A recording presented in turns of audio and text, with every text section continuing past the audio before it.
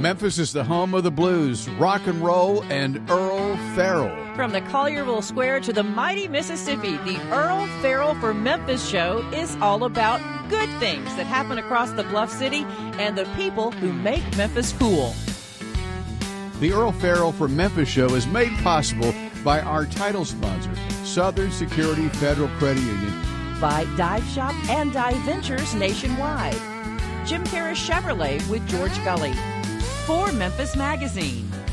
The Live at the Garden Concert Series. And the Orpheum Theater Group Memphis. And by Mitch Wright Plumbing, Heating, and Air Conditioning. Family owned and operated for more than 40 years. And brought to you by High-Low Commercial Services.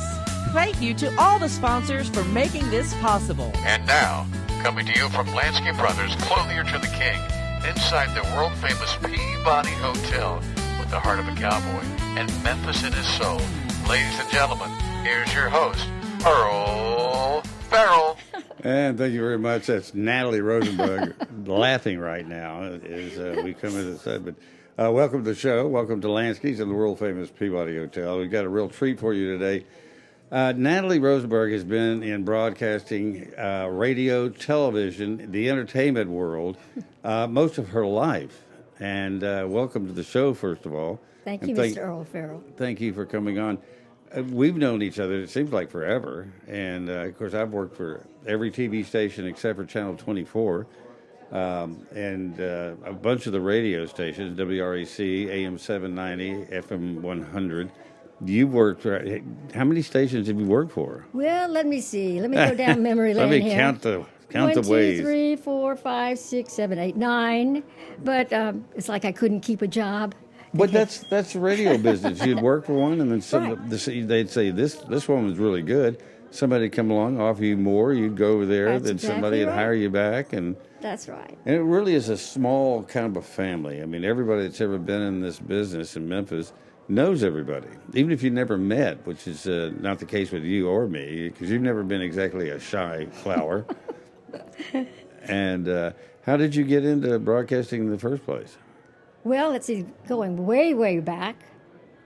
I'll tell you, though, when I was a little girl, we used to listen to the Lone Ranger, Gunsmoke, grew up listening to radio. Yeah, I did. That's right. Went to Bruce Bellevue in Central High School. And then ended up at the University of Memphis. It was Memphis State. Then, yeah. WTGR, the Spirit of Memphis State, was my first gig, I guess. And then from there, let's see, I went to WREC with Cook and Powell. I knew, in fact, John Powell hired me at Channel 3, because he was the news director there when I moved here to Memphis in 78 from Dallas. But he also worked at AM 600. He and Fred, they called it, was it the 0 Hour? And Collierville. That's where it was? No, that was the story. They used to have a little program called Collierville that was like a soap opera. They were making that stuff up as they went along, weren't Yes, they did. And they were great. So that was WREC. And from there, if you want to go down memory lane. Yes. All right, then we went to WMCAM with Aunt Eloise Louise, Crazy Eddie Edwards, and let's see, who else was it? And in fact, you told me just today, I found this out, that you were Aunt Eloise when they did live remotes, because it was a guy that was playing the part. Yes, Toby Young was the guy.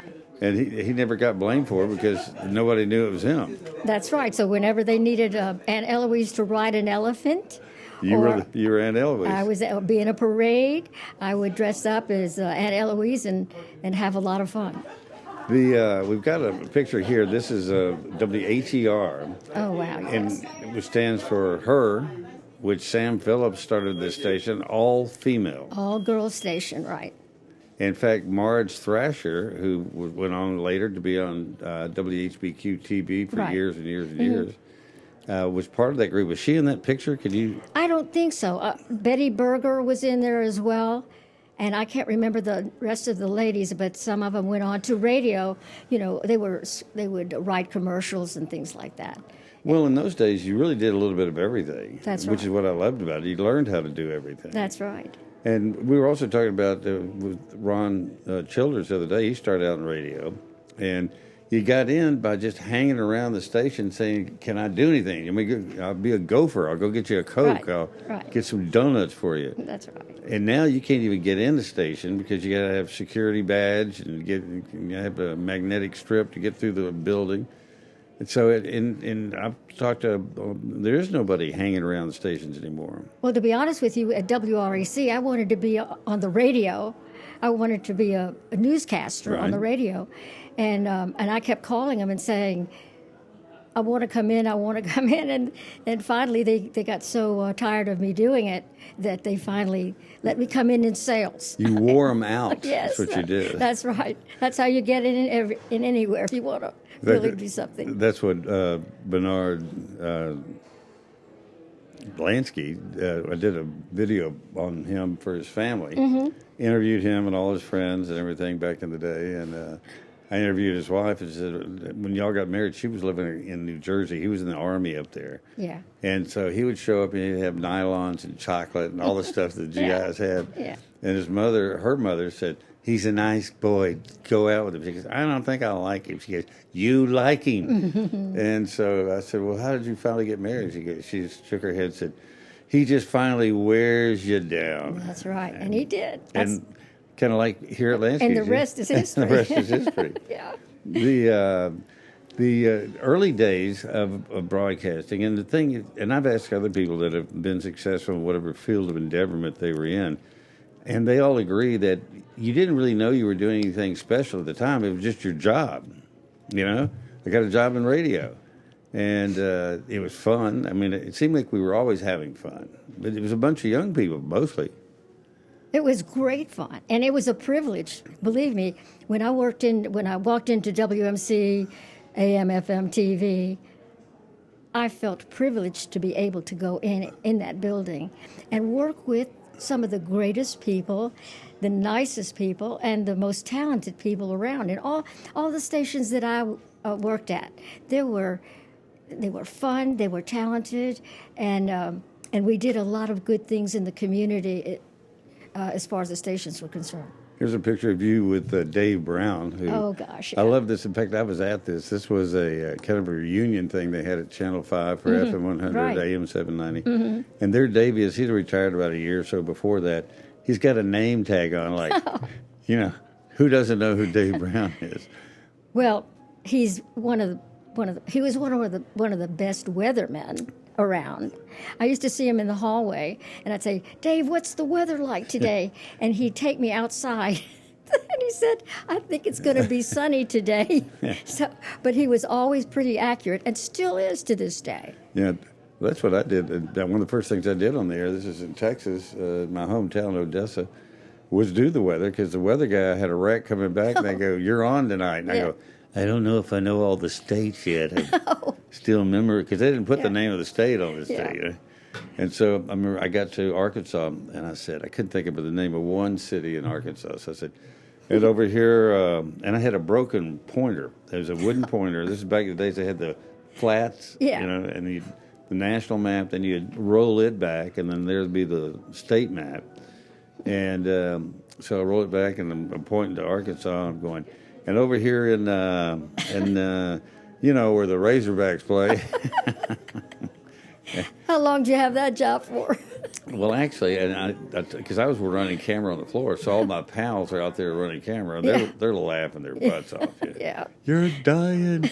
And I was sweating, and my voice was shaking, and that pointer had been broken and mask and tape back together. So my hand's going like this, and so it's even going more like... You couldn't tell where I was pointing, and I got through, and I called the newspaper. I said, "Well, that was just horrible. I'm never going out there to do that again." Right. He said, "That really wasn't bad." He said, "I've seen some real disasters. I've seen them flee into the night, run before they're even done. You know." He said, "At least you finished." Right. But that's how you learned. It's under fire. Well, you know, Dave Brown also, if you go back in history, when he was on WHBQ radio, okay? And then when he went to Channel 13, maybe, was it 13 or Yeah. Channel 5? Channel 13. He was a wrestling guy. I mean, he was the announcer. Announcer. So. And With Lance Russell was his partner. Mr. Lance Russell. Tojo Yamamoto was the wrestler. Oh, and They used to talk. Jerry Lawler. And what was the other guys? They used to come in on Saturday mornings to the station. There was a place where the wrestlers could dress. And Well, there was actually a men's dressing room. It had the lights around the mirror, and they had a shower in there. And then they would go, after they got on their tights and no shirt, and they'd grease up, and they'd go to the little canteen that was right there at Channel 5 in the middle of the station. And they'd be in there reading the newspaper and watching cartoons, and then they'd say, "Okay, you guys are up," and they'd go out there and battle it out. Those were fun days. I took some of my customers to Channel 5 wrestling. Oh, there was a line of people outside the door every Saturday morning, people waiting to get in to watch wrestling. And if I can tell you this one story, so I took my customers. We had the front row seat to the wrestling match, to the ring, and I'm watching them wrestle, and one of the wrestlers reached in the back of his trunks, and pulled out a chain. And I stood up and I said, referee, he's got a chain. And the wrestler came over to me and he says, "Sit down, lady." And so, but that's what was so much fun. It was spontaneous. I mean, people really became part of the show. And you know what? That's what happened in all radio and TV in our careers, is that we've had so much fun and gotten to be a part of all this stuff that it's just nice that we got here and we're still here to talk about it. And I'm really glad that I came along when I was born in 1950, and it was really the best of times, I think, in the history of this country. It came along after World War II, and everything was cheap, especially if it came from Japan. Remember, we'd say, "This is made in Japan." What a piece of Forget junk. about China. This is Japan. Yeah. Well, then they started making Honda 50s and Honda 75s, and that was a great motorcycle, and that's where the empire came from. Right. It was Honda. But it was just the country was growing, it was moving, and it was developing so fast. We were talking earlier about listening to radio and listening to the Lone Ranger, Amos and Andy, all these shows, and we had a brown radio that sat on top of the refrigerator, and we'd eat breakfast in the morning, and then we'd listen to the radio and all of our shows. Right. And then I remember when everybody started getting TVs, and they were all black and white. And then when the kids down the street, they get the first color TV in the neighborhood. And we all had our noses pressed up to the screen door. But they were like, listen, my parents bought a Magnavox 13-inch television set. And at that time, there was Channel 3, Channel 5, maybe Channel 13. That was ABC, which was the last one. CBS and NBC were the first two. Right. And then it was ABC. And then it was UHF stations. And that's right. God knows who. That's right. So here's an idea of just how many reps are in Memphis. This is a picture of a bunch of sales reps that called on one of the Tanner. Was it Tanner Media? Well, she was with. Diana was with John Malmo. John Malmo. Okay. She was, but she placed ads, and all the reps came to her. Right? That's right. She was the Madam Queen of media. So if they had several big accounts in the city, of course, nationally as well. But we called on her for the local advertisers, and she controlled a lot of money. But it was she still is a wonderful person, and every holiday season she puts on an ornamental exchange party, and all those ladies. And all those ladies that you see in that picture are former media reps, along with Joe Lackey, we included as well. I think he's the only guy over there. He's to the right. the token guy. And then who's you got Kim Moore, who's standing there. Gay Williams. Williams. Susan Bonds, Sherry Gardner. Who else? I'm trying to see. Jan Stein, Suzanne Van Pelt. Gosh, there's so many I can't really see all of them, but all of them. these are all the salespeople that represented the different radio and TV stations. And you all knew each other. Everybody knew who everybody was. We still are a family, and we were together for lunch Thursday. Wow. Yeah. It's just beautiful. In other words, I think in the media, what we've all experienced is that we form a family, and no matter where we go, everybody loves, it's just a beautiful thing. This is a picture taken outside WMC TV, and that's just radio there, that picture. Yes. And that's AM and FM. I mean, look at that. There's got to be, 35, 40 people. And now you drive by WMC, and there's like 9 civilian cars, and the rest are all news cars in the parking lot. The staffs are no longer what they were. No longer the staffs, but it's all been bought and sold many times. And you still have to show a profit to your new buyers. Right. So what do? They cut people first. Well, originally, Scripps Howard owned WMC, AM, FM, and TV. And the newspapers. And the nursepaper, the Commercial Appeal, and the Press Scimitar. They owned everything. Right. And so some of those people still stay there, still are there. Well, not many. Not many. But what happened was when they started selling off the radio stations. Yeah. And then the radio stations were sold and resold and resold. And the people who bought the stations were bankers. They had nothing. And accountants. And accountants. They weren't broadcasters. They were bean counters. Yeah. And that's what happened. I know I was at Channel 5 when it got sold from Scripps Howard, and the new owner came in, and I remember brought us all in the studio. They said, well, let me just say, first of all, we're not going to make any changes. Oh, yeah. I looked over at Ron Childers. I said, well, there's the first lie. Get your bags ready. And so the first your thing... next gig. Yeah, you're on your way out. And they were always... people got laid off, and then remember the great Christmas parties and Thanksgiving turkeys we used to get? Oh, yeah. And then that was the first thing they cut out were the hams and the turkeys after they fired us. And they said, what else could we cut? And automated. The receptionist was no longer there. Oh, God, forever there was... Miss Francis. Miss Francis, yeah. And... Mm-hmm. was always there, and there would be somebody that answered the phone. Now you call up and he goes, hi, this is WMC TV, and nobody here. Press number 3 if you know who you want to talk to. This is a news story. If you're just calling to complain, dial 000. We don't care. That's exactly it. But I think we were in absolutely the zenith of the day. And it was so prestigious to be working for one of the big stations. I came here with Channel 3, and it was owned by Hoyt Wooten. Oh, gosh, yeah. And Charlie Brakefield was the general manager. And what a incredibly kind and gentleman and a broadcaster. And a class act. Yes, absolutely. He was president of the CBS affiliates nationwide. He was president of the New York Times broadcast group. And although he told me one time he went to New York, he said, Earl, you ever been to New York City? I said, no, sir. He said, watch yourself there. I said, what happened? He goes, I'm staying at the Waldorf Astoria. It was in the winter, and I'm going through those revolving doors. And he said, this young woman got in there in the same little cubicle as I do. We're going around the circle. And she's, oh, it's cold outside. She's kind of hugging me. And then we get out of the little turnstile thing. And I'm going up to my room. I reach my pocket to get my key. Oh. And not only is my key gone, but so is my money clip.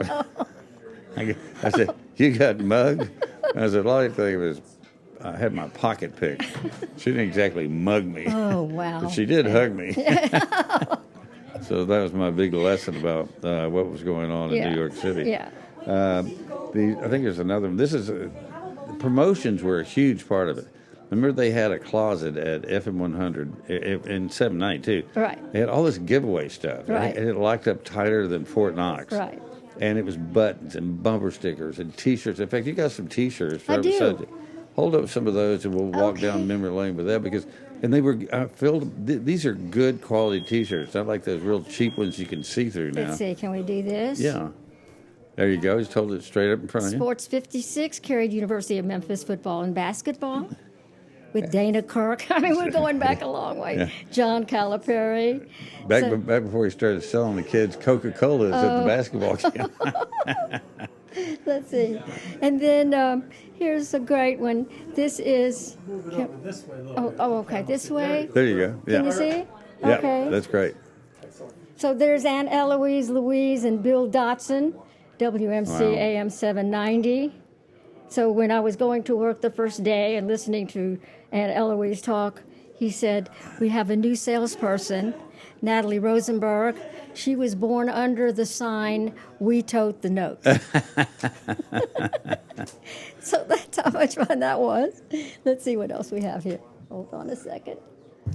Oh, did I do that? Okay, let's see. Here is University. This is Kicks 106. We carried University of Memphis broadcasts. And that's back when it was Memphis State. Memphis State. Yeah. I don't know if there's 90-91. 90-90. Oh, golly Moses. Yeah. So here's the back of it. So we gave this out to all the people who sponsored the games. Yeah. They probably paid $40,000 A piece? $40,000 to sponsor football games, the whole schedule of football games and basketball But games. that's a lot of money. Well, it was back then. Yeah. It was. Hold on a second. Let's see what I have here. Is Sam still here? Sam, do me a favor. Get that horse. Oh, yeah. Here, if you would. There's one on the floor. This is our male model. That he's the Vanna White of Lansky's. Let's see. Can you get this FM 100? There we Yeah. go. FM 100 T-shirt. Long sleeve too. Those are a hot item. And I remember when FM 100 had a deal, they would follow you, and if they said, "Okay, we're behind a car and it's got an FM 100 sticker," they give them $100. Oh, really? Yeah. Well, And people were circling the station trying to get pulled over, by Mm-hmm. Ron and them. They could never do that now. Somebody gets shot. do you ever have Ron on and Yes. and does he tell you all the things, all the trouble he got into with the different? Oh, yeah. Different. In fact, he always starts with everything he says. He goes, "Stop me if you've heard this," and he starts talking. I go, "Stop," because I've heard most of the stories. But they outlawed most of the stuff he used to do. And he said, "You just can't do that anymore." We used to play calls to people and tell them we were somebody else, Right. and that their boat has been confiscated by the drug enforcement team. And when can I get my boat back? I said, "Mister, this ain't gonna happen about 2 years. It's evidence, you see." Well, let me tell you what he did that I fell for. Well, a couple of things. First of all, I thought that. Let's see, what's his name? Shoot, I just forgot his name. James Taylor. They were in the control room. I'm going to work, and I hear James Taylor on the air. He's in the control room, and I'm racing to work. It wasn't James Taylor. It was somebody else one of their buddies. Yeah. But what they did was they said that the Federal Reserve was calling in all $20 bills. Yeah. Secret Service came down on him for that. Take your 20s to the bank and get them changed in, and I tried it. You did. And I went to the bank. Because I had cashed a check. I had some 20s. Listen, Don Myers, who was the general manager, Yeah. not that it's the first time he came down the hall steaming coming out of his ears. They actually called the Secret Service and said, "We're going to arrest you guys unless you get on the radio and say that it's a joke." Oh, wow. And don't do it again. They got away with a lot. This is a picture of TGI Fridays in Overton Square, which was when I got here in '78, it was the place to go to. Across the street was the Bombay Bicycle Club, and that was a big media hangout. Everybody hung out there, but also at Fridays. And Ron was doing the Thursday night deal, TGIF, and so when it became midnight and it was officially Friday, they had confetti and everybody stayed there until midnight. Nobody stays up until midnight anymore. I mean, this town is shut down like 9 o'clock now.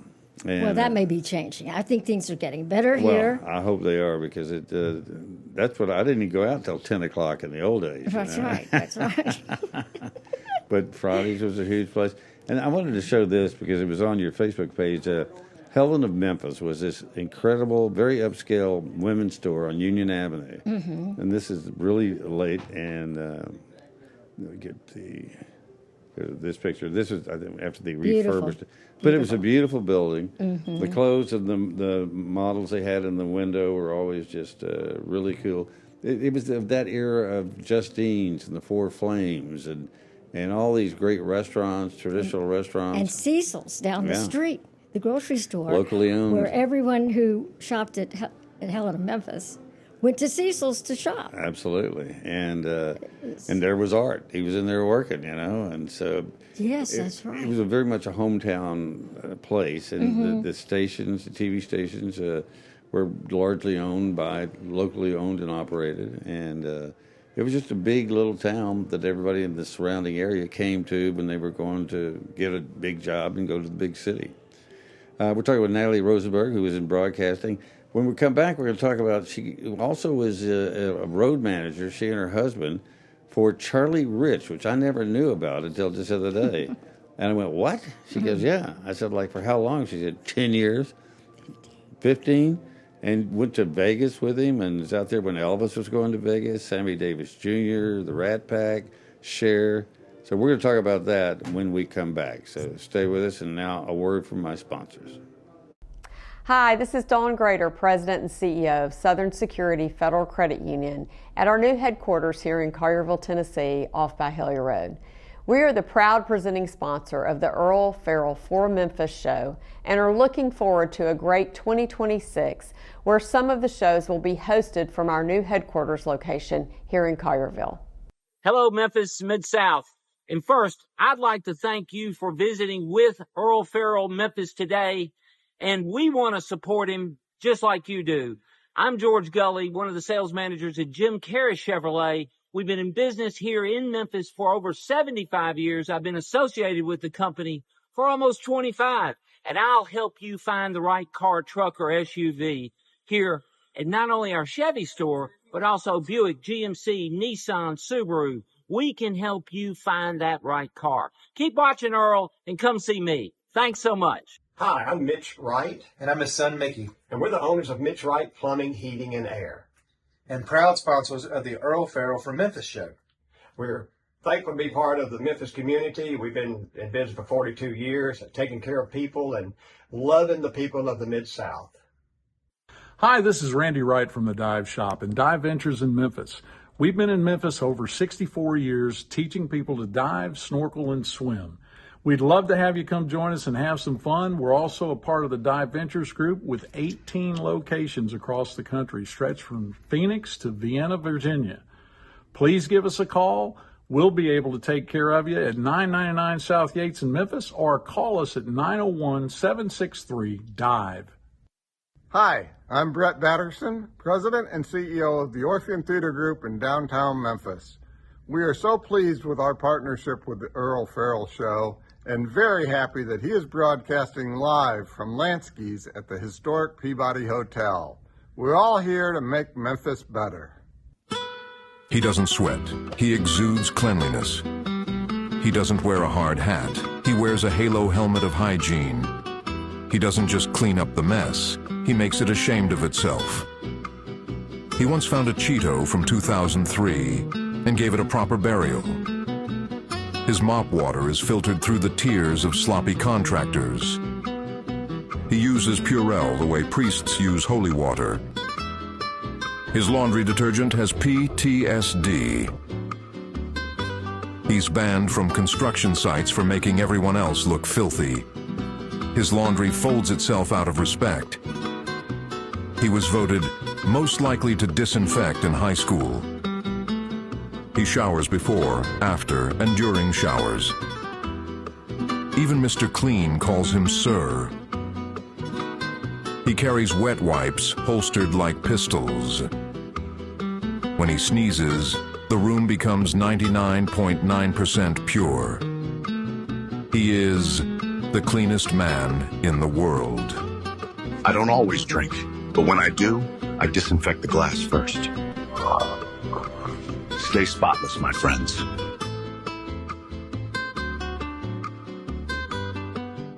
That's the owner of High Low, Matt, and that's a hilarious spot. Oh, gosh, that's great.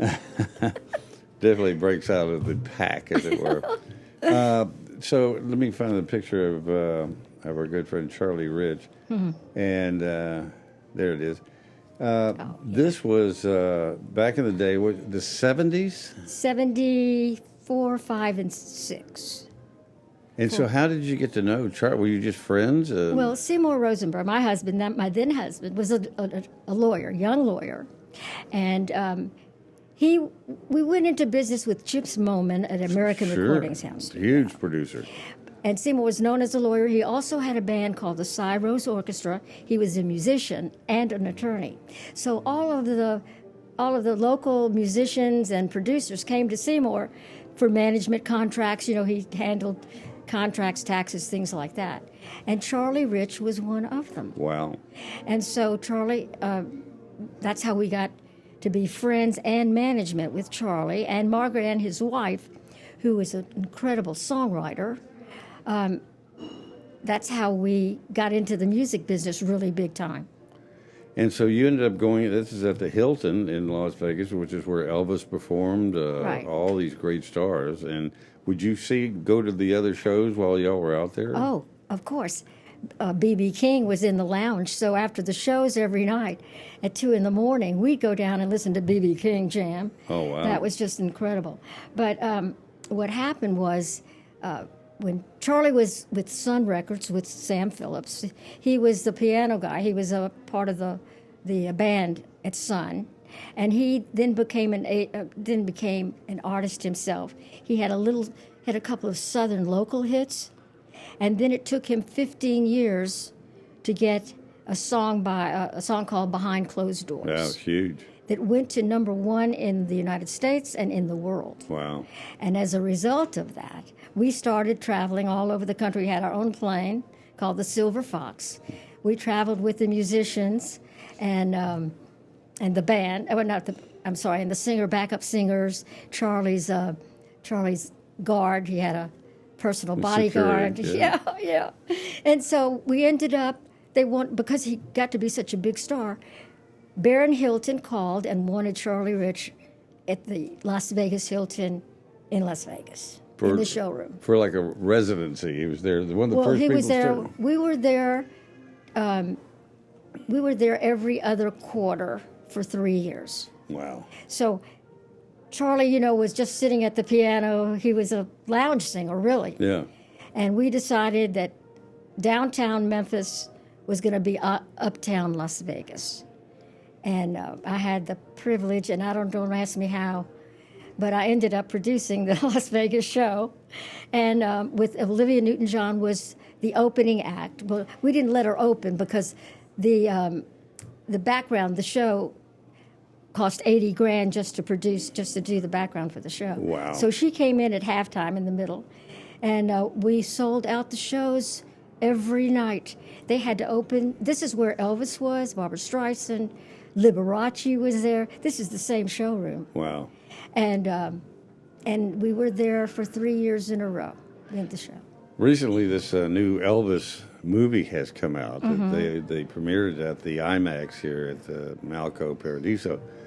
And they ran out of time before I got to see it. I'm still going to go see it. Have you seen that yet? No, I haven't. It's all these things that were shot at like the Hilton. So I think you're going to love going to see that. Oh, I will. But what an exciting time to have been in that world with the entertainers. In fact, I saw NAC the other day, and they did big band sound. The guy was dressed in a tuxedo. Mm-hmm. But what it made you realize is how great those entertainers were. I mean, they just didn't have a hit song. They were entertainers. Right. They were just magic. And when you went into the showroom, you dressed up. Yes. You dressed to the nines. And it was just a wonderful time. And Charlie ended up making a lot of money. He spent a lot of money. You know what, though? I'm telling you, he was a smart guy. Really? Well, actually, Charlie would rather be fishing than performing? Playing. Yes. Yeah. So it was a little difficult. There were some difficult times along the way. It wasn't easy. But it ended up where he was a pretty happy guy afterwards. When I was at Channel 3, he was the featured singer at the Sunset Symphony one year. Mm-hmm. Was it Alec, or the symphony director? He had the long hair, really great. And we did it down on the river with singing Old Man River. Oh, yeah. Eric Braden from Days of Our Lives was the star that came in, and Pam Crittenden and I were the co-host. And it was just, those were some magical Sunset Symphonies, especially with Charlie Rich there singing. You know, you sit there and go, man, this is Memphis. And but everything does change, and the whole business has changed. Local radio, local TV, and I don't know if it'll ever come back to what it was. Keep going. Yeah. Well, back then, the record business, it was easier to become an artist. And the record companies had 50 artists on their roster, and whoever, they'd throw the records out there, and whatever hit. And nowadays, there are no really big artists. Record labels. And labels. Yeah. And so what they have to do, the country artists particularly, go out on the road with their shows, and they sell their T-shirts and their CDs and everything. Merchandise. Yeah, like Dolly Parton, Lover, and I mean, there's still some great artists, but the times have changed and people have changed. I don't know. They're not as happy as they used to be, I don't think. Well, although I think you forget about a lot of bad stuff as you get older, but it certainly seemed like a simpler time back then, and that people had to do less to be happier, I guess would be one way of saying it. But I'm certainly glad I went through and did all I did, and I think you feel the same way.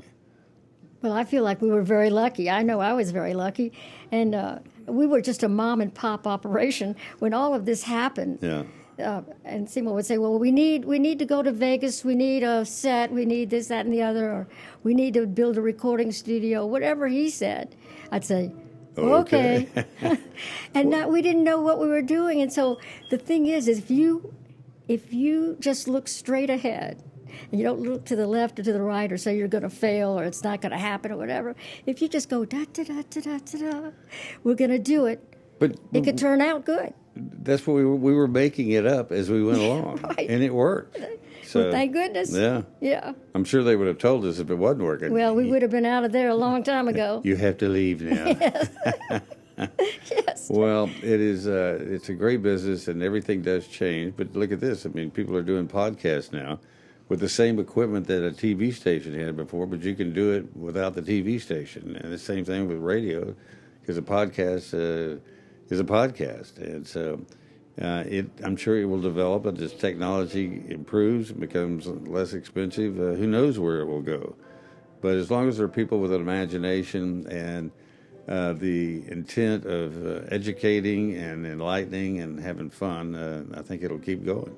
Well, you know what, Earl? It's what's so wonderful about you is that you've got that history, you've got the experience about things that are fun and exciting and worthwhile, and you're able to go on the internet, for goodness sake, and go around the world with your shows. I just think it's wonderful, preserving Memphis history, what's going on, and, of course, all your years in newscasting, what you've done. So, listen, I'm just grateful just to be here sitting with you. It's like the girlfriend of my son's said one time, somebody gave him a radio show or a podcast. No. And not only that, they made him the spokesperson for the sheriff. Think about that for a minute. Listen, we better get some more listeners, younger people, because it's getting late. Well, but you know the thing about it is that knowing the history is very important, because I was listening to Fox 13 this morning, and Ernie Freeman, they were talking about the banana baseball team that was here. Oh, yeah. At AutoZone Park, and how much fun they were. And he said, sort of reminiscent of the Field of Dreams. And she goes, Field of Dreams, what's that? And I went, oh, my gosh. So, you know, history does play a part in how we got from there to here. And a lot of young people really don't know the history. And so that's what we're good for, is to fill them in on the blank spots. Yeah. Well, Natalie, thank you so much for coming in and spending some time with us. I think people found it a fun walk down memory lane. I know I did, and always glad seeing you. And keep on keeping. I'm going to come see your house because she's got a jukebox in her music room that you bought at an auction. Tell them about that. I think it's interesting. Well, when Danny Thomas came to Memphis for St. Jude, he was raising money for St. Jude. And he brought in Frank Sinatra, Sammy Davis Jr., I think, who else? All these big stars came in, and they had an auction.